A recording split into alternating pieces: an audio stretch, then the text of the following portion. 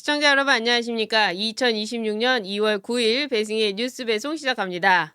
이재명은 대북 송금 사건으로 갈 것 같습니다. 이재명을 맴돌고 있는 이 대북 송금 사건, 미국에서도 국내법 위반이기도 하지만 지금 정청래가요, 이 대북 송금 사건으로 계속해서 이재명을 때리고 있습니다. 잽을 짝짝 날리고 있는데요. 여기에 이재명이 긁혀가지고 경로하고 난리도 아닙니다. 그런데 더 충격적인 정청래의 행동이 있었습니다. 이것으로요, 이재명은 완전히 대북 송금 사건에서 벗어날 수가 없을 것 같은데 어떤 소식이 있는지 살펴보기로 하고요. 오늘 이재명이 내려가야만 하는 이유, 그리고 이재명이 왜 잡혀갈 것만 같은지 그 이유를 좀 더 구체적으로 살펴보도록 하겠습니다. 왜 이렇게 웃음이 나는지 모르겠네요. 오늘 보시기 전에요, 구독 버튼 눌러주시고요. 좋아요 버튼, 응원의 댓글도 많이 남겨주시길 부탁드립니다. 먼저 이재명의 부동산 정책부터 좀 살펴볼게요. 이재명의 부동산 정책, 와, 글쎄요, 금매가 쏟아지고 있대요. 그래서 얼마나 금매가 나왔나 하고 보니까요, 무려 10억 원이나 가격을 떨어뜨려서 매물로 내놨더라고요. 그래서 야, 이거 뭐 살만한 거야 하고 보니까요, 170억짜리를 160억 원에 10억 원 내려서 금매로 나왔답니다. 여러분, 이거 뭐 장난입니까? 그래서 또 저쪽 어디 부동산을 뒤져보니까요, 60억짜리가 10억 내려서 50억짜리로 금매가 나왔대요. 강남 상구에 이런 물건들이 증가하고 있다고 합니다. 세상에, 이게 지금 서민들과 관련이 있는 겁니까? 부동산, 이 집값 잡힌 겁니까? 하나도 안 잡혔다는 거죠. 왜? 그거 50억짜리, 160억짜리 나오면 뭐합니까? 누가 살 수 있습니까? 대출 없이 살 수 있나요? 대출 없이 살 수 있는 사람들, 현금 부자들만 사는 거죠. 결국에 그들만의 리그가 되는 겁니다.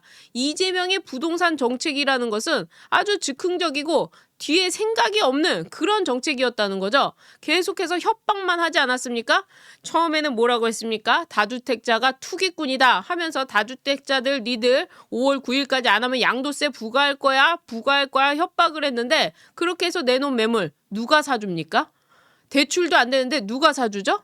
결국에는 그 사람들이 사는 겁니다. 게다가 이번에 그것도 안 되니까 1주택자들, 계속해서 1주택 하는데 실거주하지 않는 사람들, 이재명이 마치 그런 거 아닙니까? 분당에 아파트 있지만 인천 지역구 당선됐을 때 인천 지역구에 안 살았어요?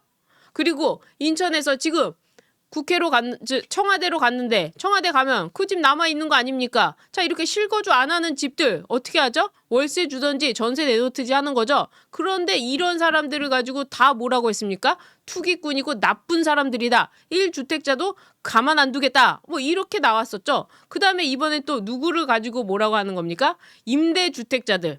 그러니까 임대사업자로 등록만 하면 주택을 여러 개를 살 수 있고 혜택도 주는데 이거 문제 아니냐? 이렇게 임대사업자들한테 또 투기꾼이라고 하고 있습니다. 이렇게 임대주택을 만들어야, 임대사업자로 주택을 줘야 전세가 생기고 월세가 생기고 이사할 수 있는 거 아닙니까? 1가구 1주택을 하면요, 누가 집을 사고 누가 집을 만들고 그리고 누가 이사를 합니까? 완전히 부동산 시장이 엉망이 되는 거죠. 그리고 본인도 못 지키고 다주택자들, 지금 청와대 마귀들이 득실득실하는데 그 사람들한테는 한마디도 못하면서 국민들한테 이렇게 협박 정치하다가 완전히 어떻게 된다? 골로 가게 된다. 이런 말씀을 드립니다. 그리고 이재명이 계속해서 지금 재판을 받고 있지 않는데요.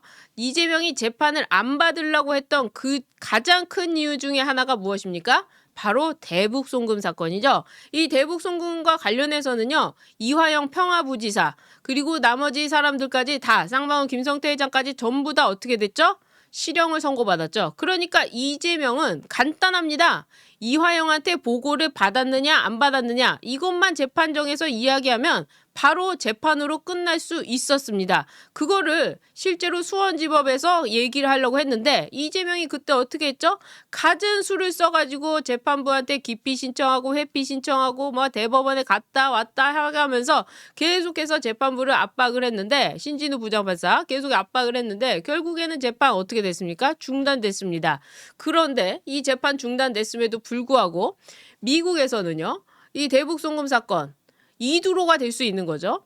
마두로는 왜 잡혀갔죠? 마두로가 잘못해서 그냥 정치 잘못해서 잡혀간 게 아니고요. 마약을 공급해서 미국인들한테 이 건강을 해치게 했다. 그러니까 그 불법 행위를 했다. 이걸로 잡혀간 겁니다. 그래서 뉴욕 법원으로 가게 된 거예요. 자, 이두로는 어떻게 될까요? 이두로는 대북 송금 사건. 북한한테 돈 주지 말라고 했는데 왜 돈을 갖다 줬어? 그것도 대량 현금을 벌크 캐시를 이거 있을 수 없는 일이야? 미국에서 기소할 거야? 하면 이두로도 잡혀가게 되는 겁니다. 자, 그런데 그 전에 정청래가 이걸 알고 있는 것 같아요. 바로 어제도 전해드렸다시피 이 특검 내란 종합특검 2차 특검이죠. 이 특검에 추천했던 그 변호사가 누구였습니까? 쌍방울 김성태 회장의 변호인이었습니다. 대북 송금 사건과 관련해서 본인은 아니라고 하지만 이재명 입장에서는 굉장히 기분 나쁠 수밖에 없죠. 왜? 대북 송금 사건으로 내가 감옥에 갈 수도 있고 미국한테 끌려갈 수도 있고 그리고 지금 이 위험 속에 있는데 이 변호인을 갖다가 나한테 특검으로 추천을 해? 정청래 제정신이야? 이렇게 얘기하니까 정청래가 미안해 몰랐어 하면서 그냥 사과 아닌 사과를 했죠. 사실은 사과가 아니죠. 그냥 이렇게 치고 빠지는 거죠. 자, 그런데 더 충격적인 일이 발생했습니다. 뭐냐? 정청래가요. 이재명을 완전히 보내기로 마음을 먹은 것 같아요. 뭐라고 했느냐? 정청래가 지난달 29일입니다. 이 쌍방울 대북 송금과 관련해서 이화영의 변호인을 맡았다가 사임한 서민석 변호사를 당대표 법률특별보좌관으로 임명을 했다는 소식입니다. 여러분 박수. 네, 이게 뭐냐 또. 원래 이화영이요. 2023년 7월 18일 이화영이 이재명이 당시 쌍방울그룹 방북 비용 대납 과정에서 이재명이 관여를 했다. 이렇게 자백을 했습니다. 이 자백을 하게끔 만든 사람이 바로 이 변호사, 서민석 변호사예요. 그러면 이제 이재명이 관여했기 때문에 알고 있었고 보고를 받았기 때문에 이재명도 대북 송금 사건으로 뇌물죄로 그리고 이 외환거래법 위반으로 모든 법에 해가지고 징역 9년 이상을 선고받을 수 있는 그런 상황이죠. 자, 그렇게 만든 변호사가 바로 이 서민석 변호사입니다. 그런데 정청래가 이 서민석 변호사를 당대표 자기의 법률특보로 임명을 했습니다.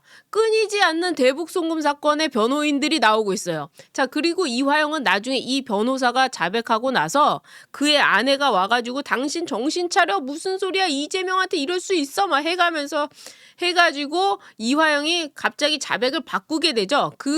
그리고 나서 이제 변호인들이 바뀌었는데 애초에 이 변호사는 이화영한테 당신이 모든 걸 뒤집었으면 당신만 손해본다.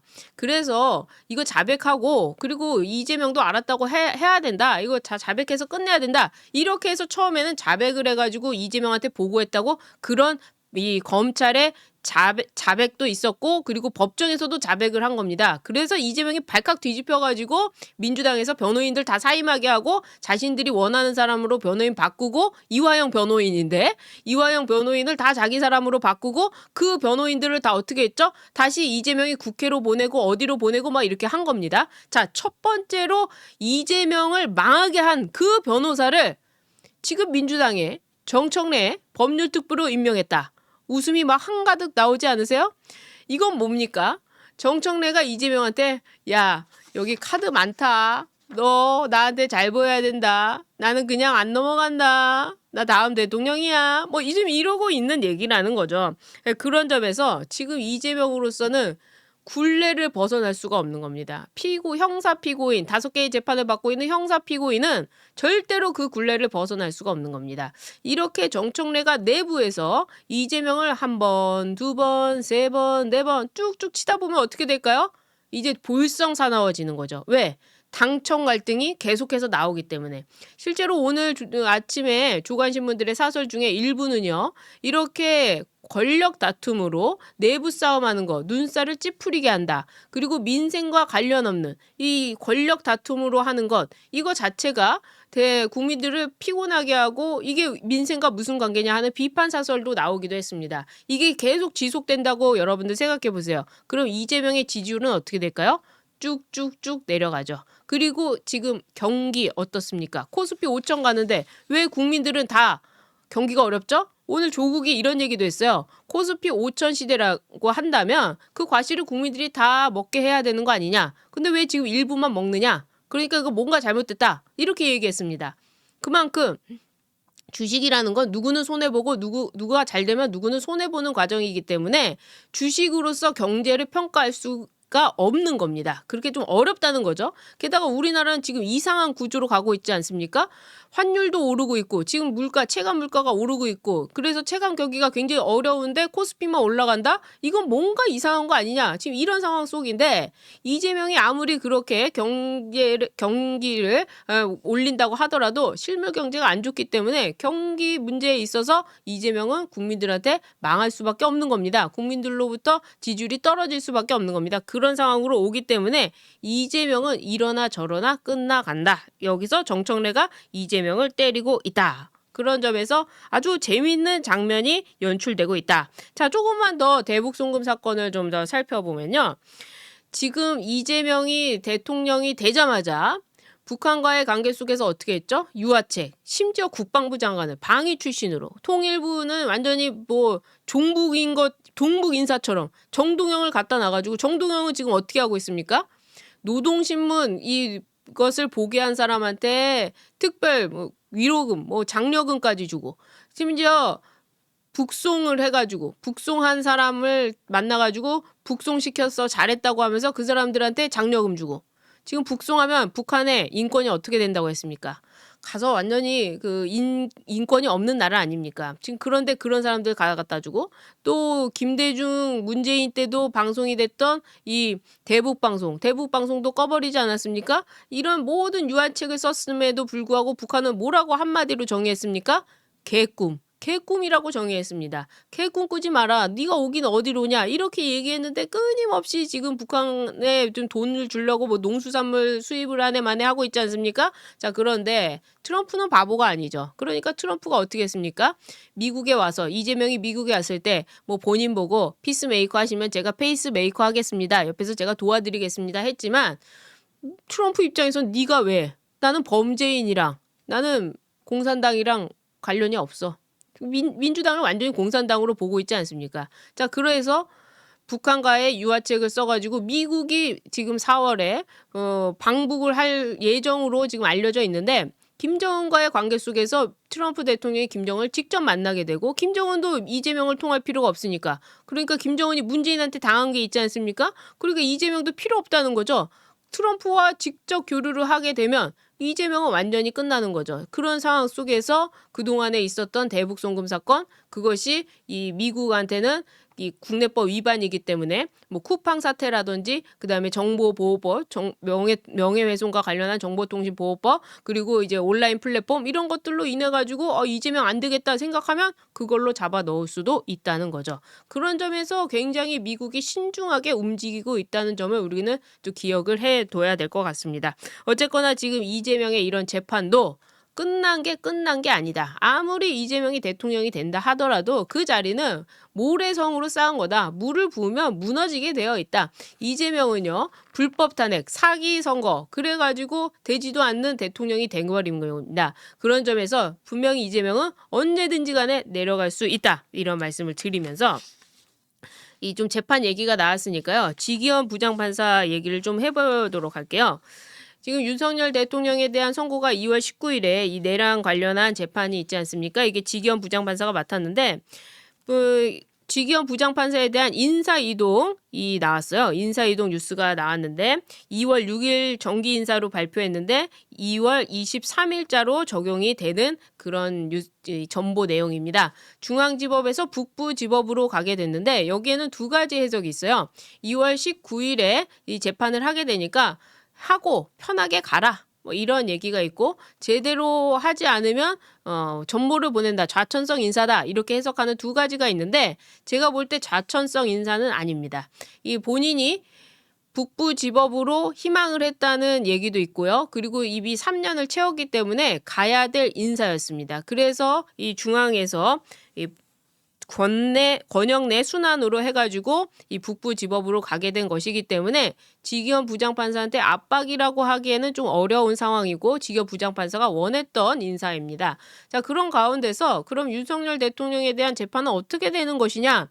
2월 19일로 이미 예정이 되어 있죠. 그리고 분명하게 지기현 부장판사가 본인이 인사 이동하기 전에 결론을 내려놓고 가겠다라고 얘기를 했습니다. 그래서 일각에서는 많은 사람들이 이거는 뭐 무기징역 아니면 사형 나오는 거 아니냐 이렇게 예상을 하시는데 오히려 간단하게는 공수처가 이 수사권이 없었기 때문에 그로 인한 이 파견된 수사 같은 경우에는 아예 수사권이 없다. 애초에 잘못된 수사였다라고 해서 공소기각 판결을 내리고 호련히 북부지법으로 갈 수도 있다. 이런 생각이 듭니다. 그래서 지기현 부장판사가 아예 극단적인 사형이나 무기징역을 내리기는 어렵지 않겠느냐라는 게 지금 이 서초동에 도는 분위기고요. 그리고 이 내란 관련해서는 인정하기가 어렵기 때문에 지난 뭐 1심에서 나왔던 그 이진관인가 무슨 판사 그 판사처럼 하지는 않고 일부 행위만 일부 범죄만 인정될 가능성이 있기 때문에 집행유예도 나올 수도 있는 상황이다. 뭐 이렇게 지금 되고 있습니다. 그런 점에서 지기현 부장판사의 인사 이동이 윤석열 대통령에 대한 결론에 대해서 지기현 부장판사가 갖고 있는 그 결론에 대해서는 큰 영향은 없을 것 같다는 게 많은 법조인들의 예상이고요. 또 그렇게 돼야 되고 사실은 공소기각이 나와야 정상적인 판결이다. 이런 말씀을 드립니다. 다시 좀 이야기로 돌아와서 이재명에 대한 이야기를 좀 해볼게요. 어쨌거나 이렇게 이재명과 정청래가 싸우고 있는데 정청래가 결국에는 사과를 했죠. 아, 대통령님 죄송합니다. 그렇게 사과를 했는데 국민들한테는 한 번도 사과한 적이 없죠. 이해운과 관련해서 민주당이 사과를 했습니까? 강선우와 관련해서 사과를 했습니까? 인사와 관련해서 김현지에 대해서 김남국에 대해서 무슨 사과한 적 있습니까? 그럼에도 불구하고 이재명한테 사과를 했습니다. 이것은 오히려 국민들의 영린을 더 건드리는 거죠. 그런 점에서 정청래는 계속해서 이재명을 나쁜 사람으로 이미지를 만들고 있다라고 보면서 이재명을 끌어내리는데 바로 정청래가 여당의 한동훈이다 이런 말씀을 드립니다. 그리고 이재명이 하는 일이 또 있는데 이거 정말 중요한 뉴스인데 뭐냐? 지금까지 이 5.18을 가지고 민주화 세력이라고 하면서 민주화 소위 말하는 정치 장사 굉장히 오래 해먹었죠. 제가 그분들을 폄하하는 게 아닙니다. 그걸 가지고 이용한 사람들을 얘기하는 겁니다. 자, 그런데 이번에는요. 그것이 끝나고 새로운 정치 장사를 하려고 해요. 뭐냐? 바로 12.3 개헌과 관련해서 정부가요. 대통령령을 근거로 행정안전부 산하에 비체위원회를 만든다고 합니다. 비체위원회. 이게 무슨 말이에요? 하니까 12.3 개헌 날 계엄을 저지한 이 시민들을 이른바 민주주의의 수호자로 선정을 해서 인증서를 발급하고 예우를 한다고 합니다. 계엄 2시간 만에 끝났어요. 6시간 만에 종료가 다 됐습니다. 그리고 1년 동안 내란으로 얼마나 했습니까? 지금 지기현 부장판사 재판까지 나온 얘기가 다 이거 아닙니까? 그런데 이렇게 재판이 끝날 때쯤 되니까 느닷없이 국민 주권의 날을 만들겠다. 12월 3일을 국민 주권의 날로 만들고 거기다가 행정안전부 산하에 비체위원회를 만들어서 계엄날 나왔던 시민들한테 예우를 한다고 합니다. 그 시민들이 누구인지 특정이 될 수 있습니까? 특정될 수도 없을 뿐만 아니라 이것은 대통령의 권한을 행사한 건데 이게 무슨 국민 주권의 날이 되는 겁니까? 그러면 국회에서 국회가 가지고 있는 헌법상의 권한을 행사한 거 전부 막아야 된다면 그것도 국민의 날이 될 수 있는 겁니까? 이런 말도 안 되는 일을 지금 민주당이 벌이고 있는 겁니다. 왜? 지금 계속해서 지지율이 떨어지고 이재명은 지금 압박으로 압박을 받고 그리고 민주당도 특별히 이제 더 이상 공격할 게 없고 이 내란 프레임 안 되니까 12.3 계엄을 가지고 또 이런 장사 놀이를 하고 있는 겁니다. 이렇게 비체위원회를 만든다고 하는데 이미 공무원들 사이에서는요. 김민석 총리 밑에 있는 걸로 기억을 하는데 헌법 존중 정부 혁신 태스크포스, 헌법 존중 정부 혁신 TF를 만들어서 공무원들 사이에서 계엄에 참여한 사람, 계엄에 참여하지 않은 사람 이것을 익명으로 받고 있습니다. 이미 공무원들 사이에서 이걸 또 하고 있는데 또다시 비체위원회를 만들어서 지금 뭐 하는 겁니까? 국민들 선동하는 거 아닙니까? 이미 이 저기에 들어가는 사람들은 누구냐? 행안부, 국가보훈부 소속 공무원이 파견되고 거기다 민간위원도 들어간다고 하는데 결국에는 자기들 돈잔치하고 민간위원들 만들면 돈 줘야 될 거 아닙니까? 거기다 시민들 누가 오겠습니까? 다 민주당 지지자들 올 거 아닙니까? 이렇게 해서 자기들끼리 나눠 먹고 한다는 겁니다. 이미 공무원들 사이에서는 이거 자체가 이 공무원이 파견돼서 이런 업무를 수행하는 것 자체가 정치적 중립성 논쟁이 있는 거 아니냐라고 이렇게 불만을 표시하고 있는데 이 정부는 아랑곳하지 않고 있죠. 그래서 저는 이것도 분명히 역풍이 분다. 오히려 이재명을 더욱더 빨리 내려오게 하는 그런 시발점이 될 수도 있다. 왜냐? 다시 한번 계엄에 대해서 왜 계엄을 하게 되었는지 국민들한테 더 알게 되게 만들기 때문입니다. 그런 점에서 지금 이재명이 국내 안팎으로 굉장히 몰리고 있다. 수세에 몰리고 있다. 그래서 SNS를 통한 발악을 하고 있는 것이다. 게다가 지금 일본 같은 경우에요. 다카이치 사나에가 있는 여당, 그러니까 자민당이 이번 중선거에서 완전한 우승을 거뒀습니다. 그러니까 다카이치 사나에가 국회를 해산했어요. 국회를 해산하고 다시 총선을 치러서 집권 여당으로 만들었는데 이 승리가 무엇을 의미하는 거냐? 미국과의 관계 속에서 일본 사람들은 이 트럼프 대통령과의 안정적인 관계를 원한다는 거죠. 그리고 대만과의 관계에서도 지금 미국 편에 서겠다는 거죠. 안보와 그리고 경제, 반도체에 있어서도 미국한테, 그리고 자동차 산업에 있어서도 미국한테 이렇게 우호적인 관계를 유지해 가면서 지금 미국과 일본이 함께 하고 있는 거죠. 자, 그럼 그 사이에 있는 한국은 어떻게 되는 거냐? 한미일 동조가 어떻게 되는 거냐? 지금 미국 트럼프 대통령은 자민당 압승에 즉각 축하 메시지를 보냈습니다. 당신의 보수적인 힘을 통한 평화의 의제 이행하는데 위대한 성과가 있길 바란다. 나는 다카이치 총리를 지지한다. 이렇게 보냈는데 민주당은요. 오늘 그 총회 최고위원 회의에서 발언이 없었고요. 그리고 청와대도요. 공개적인 입장을 내놓고 있지 않았습니다. 그동안에 일본을 통해서 어떻게 했습니까? 반일 감정 얼마나 했습니까? 조국은 죽창가를 들고 나서네. 그리고 후쿠시마 오염수 갖고 몇 년을 해먹었습니까? 심지어 박수현은요. 지난해 10월에 민주당은 독도에 대한 부당한 영주권 주장에 단호히 맞서겠다. 뭐 이런 얘기까지 했어요. 중국 서해한테는 아무 말도 못하면서 일본한테는 계속해서 이런 반일 감정을 앞세웠는데 이제 어떻게 할 겁니까? 일본은 지금 이 다카이치 사나에가 완전히 자민당까지 완전 승리를 해가지고 일본이 이렇게 되고 있는데 이제 이재명은 더 이상 설 곳이 없는 거죠. 그래서 저는 미국과 일본으로부터의 상당한 압박이 이재명한테 다가올 것이다. 민주당은 이러지도 못하고 저러지도 못할 것이다. 그 사이에서 우리 국민들이 피해를 볼 텐데 그 피해를 보지 않기 위해서는 이재명이 내려와야 된다. 이런 결론에 이르게 된다는 겁니다. 오늘 방송은 여기까지 하도록 하겠습니다. 나가시기 전에요. 구독 버튼 눌러주시고요. 좋아요 버튼, 응원의 댓글도 남겨주시길 부탁드립니다. 시청해주신 여러분 고맙습니다.